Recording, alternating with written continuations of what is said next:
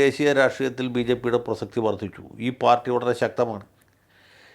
പിന്നെ അതിന് വലിയ സാമ്പത്തിക പിന്തുണയുണ്ട്, രാഷ്ട്രീയ പിന്തുണയുണ്ട്. ഉറച്ച സർക്കാർ എന്ന് പറഞ്ഞത് രാജീവ് ഗാന്ധിയുടെ ഭരണം കഴിഞ്ഞതിന് ശേഷം പിന്നെ മോഡി വന്നപ്പോഴാണ് ഉണ്ടായത്. 1989 രാജീവ് ഗാന്ധി വാഴിച്ചൊഴിഞ്ഞ് പോയതിന് ശേഷം പിന്നെ തുടർച്ചയായിട്ട് ആടി ഉലയുന്ന സർക്കാരുകളായിരുന്നു. VP സിംഗ്, ചന്ദ്രശേഖർ, പിന്നീട് നരസിംഹറാവു, അതിനുശേഷം വാജ്പേയിയുടെ 13 ദിവസ സർക്കാർ, അത് കഴിഞ്ഞ് ദേവഗൗഡ, അത് കഴിഞ്ഞ് ഗുജറാൾ, വീണ്ടും വാജ്പേയിയുടെ 13 മാസത്തെ സർക്കാർ, പിന്നീട് കഷ്ടിച്ച് ചൂടുറക്കാത്ത ഒരു സർക്കാർ 4 കൊല്ലം, പിന്നീട് 10 കൊല്ലം ഭൂരിപക്ഷം ഇല്ലാത്ത മൻമോഹൻ സിംഗിൻ്റെ സർക്കാർ, കൂട്ടുകക്ഷി സർക്കാർ.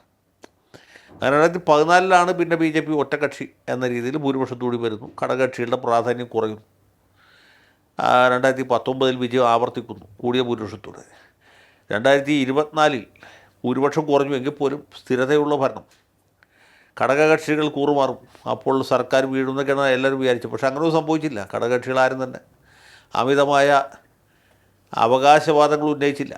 ചന്ദ്രബാബു നായിഡുവിന് ആന്ധ്രയും നിതീഷ് കുമാറിന് ബീഹാറും പതിച്ചു കൊടുത്തു എന്നേ ഉള്ളൂ. ബാക്കി എല്ലായിടത്തും ഇദ്ദേഹത്തിൻ്റെ ഉരുക്ക് മുഷ്ടി തന്നെ എത്തി. കേന്ദ്ര സർക്കാരിന് ഇന്ന ദിവസം വരെ യാതൊരു വെല്ലുവിളി ഉണ്ടായിട്ടില്ല.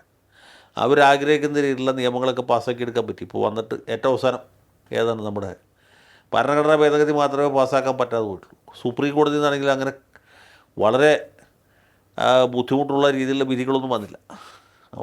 ആകെ വന്നത് നമ്മുടെ ഇലക്ട്രൽ ബോണ്ടുമായി ബന്ധപ്പെട്ട കേസിൽ മാത്രമാണ് സർക്കാരിനെതിരായ ഒരു വിധി വന്നത്. ബാക്കി എല്ലായിടത്തും അയോധ്യ കേസിലടക്കം സർക്കാർ ആഗ്രഹിക്കുന്ന രീതിയിലുള്ള വിധികളാണ് എല്ലായ്പ്പോഴും കോടതിയിൽ നിന്നുണ്ടായിട്ടുള്ളത്. തെരഞ്ഞെടുപ്പ് കമ്മീഷനാണെങ്കിലും അതുപോലെ തന്നെ, കൺട്രോളർ ആൻഡ് ഓഡിറ്റർ ജനറൽ ആണെങ്കിലും അങ്ങനെ തന്നെ. അപ്പോൾ എല്ലാ രംഗത്തും ഈ സർക്കാരിൻ്റെ പിടി മുറുകി എന്നുള്ളതാണ്.